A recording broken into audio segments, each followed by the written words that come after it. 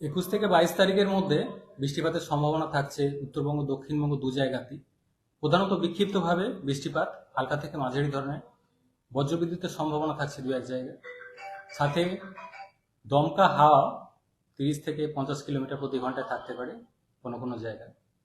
দু এক জায়গায় শিলাবৃষ্টিরও সম্ভাবনা থাকছে। মেনলি 21 থেকে 22 এই পিরিয়ডটা। কারণ অলরেডি ডে টেম্পারেচার অনেকটাই বেড়ে গেছে। বর্তমানে যেটা স্বাভাবিক থাকার কথা তার থেকেও প্রায় 2-3 ডিগ্রি মতো বেশি রয়েছে।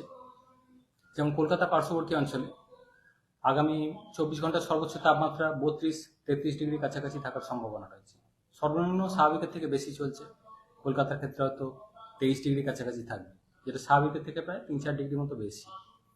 তো তাপমাত্রা বেশি রয়েছে, সেই সাথে বঙ্গোপসাগর থেকে জলীয় বাষ্পের প্রবেশ যথেষ্ট বেশি রয়েছে এবং উত্তর পশ্চিমে শুষ্ক হাওয়ার সঙ্গে কিছুটা ইন্টারাকশন রয়েছে। এর প্রভাবে 21 থেকে 22-এর মধ্যে বিক্ষিপ্ত বৃষ্টিপাত, বজ্রবিদ্যুৎ, দু এক জায়গায় শিলাবৃষ্টির সম্ভাবনা থাকছে। 23 তারিখে কিছুটা কমবে। মেনলি 23 তারিখে উপকূলের কাছাকাছি জেলাগুলো দক্ষিণবঙ্গে দু এক জায়গায় হালকা বৃষ্টির সম্ভাবনা থাকবে।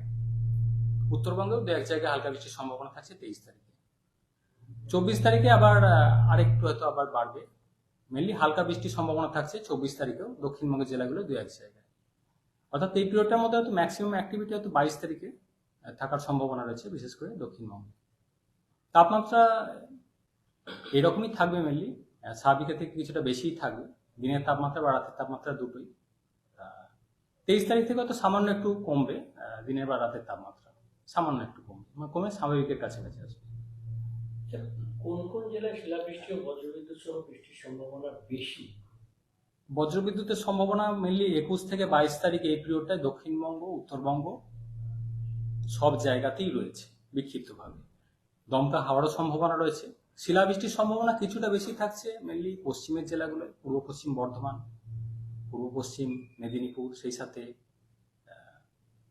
বীরভূম, মুর্শিদাবাদ, নদিয়া, এই জেলাগুলো কিছুটা বেশি সম্ভাবনা শিলাবৃষ্টির 22 তারিখে। সেটা উত্তরবঙ্গের ক্ষেত্রে মালদা, নর্থ সাউথ দিনাজপুর, দার্জিলিং, কালিম্পং এই জেলাগুলো দু এক জায়গায় শিলাবৃষ্টির সম্ভাবনা থাকছে 21 তারিখে। এর প্রভাবে ইম্প্যাক্ট কি হতে পারে, ক্ষতি হতে পারে? ক্ষতি বলতে মেনলি কৃষকদের শাকসবজি ফসল, এই ধরনের ফসলের কিছুটা ক্ষয়ক্ষতির সম্ভাবনা থাকছে। বা বজ্রবিদ্যুতের সময় যেটা সতর্কতা থাকে যে নিরাপদ আশ্রয়ে যাতে থাকা হয়। না, তুষারপাতের এই মুহূর্তে সেরকম কিছু নেই। মেনলি থান্ডারস্টর্ম অ্যাক্টিভিটি, বজ্রবিদ্যুৎ, বৃষ্টিপাত, কোথাও দমকা হাওয়া, দু এক জায়গায় শিলাবৃষ্টি।